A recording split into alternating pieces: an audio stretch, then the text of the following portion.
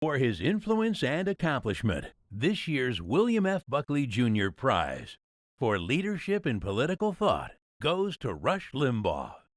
Rush Limbaugh is, by everyone's reckoning, a phenomenon, the most spectacular media success of recent years. When the history of conservatism and of media in this era is written, Rush Limbaugh will loom as a giant. Rush is more talented than most and has used every single ounce of that talent to try to support and preserve this country, this republic, and this last best hope on earth. Ladies and gentlemen, I give you Rush Limbaugh. Thank you all. Thank you. Thank you.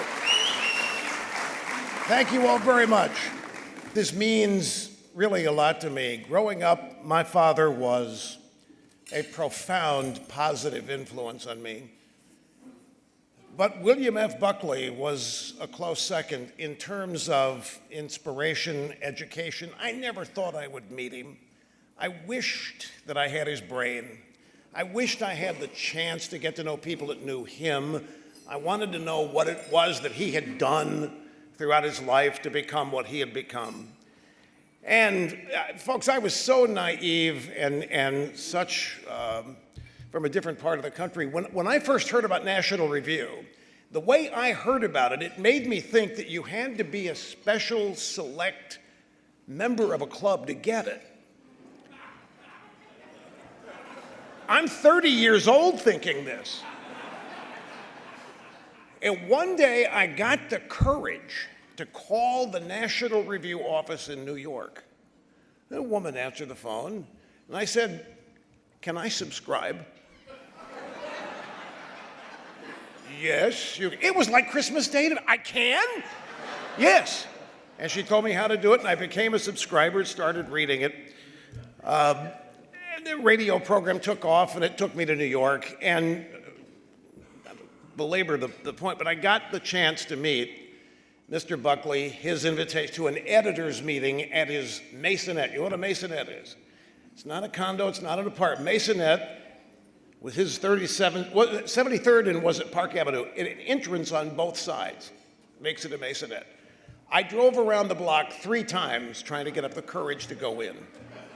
The thing about Bill Buckley, and I was telling some people at table at dinner, Bill Buckley had this unique ability about him. He knew what he was to people. He was not arrogant, but he was very confident. He knew how to make whoever he was meeting feel very comfortable meeting him. And that's how he met me the night that I attended that editor's meeting. And it was a lifelong dream that I realized. And I can't tell you how much I miss him, folks. He was such a resource. I would have just the past 3 years, I would have loved to have been able to ask Bill Buckley, what do you think of this? What's your reaction to that? It was just a real gold mine for me, improving my life and extending his life to me. And I really deeply appreciate an award with his name on it. To have my name in the same name of an award with William F. Buckley, I can't tell you how much that means to me. It's a deep honor, and I thank you all very much for it.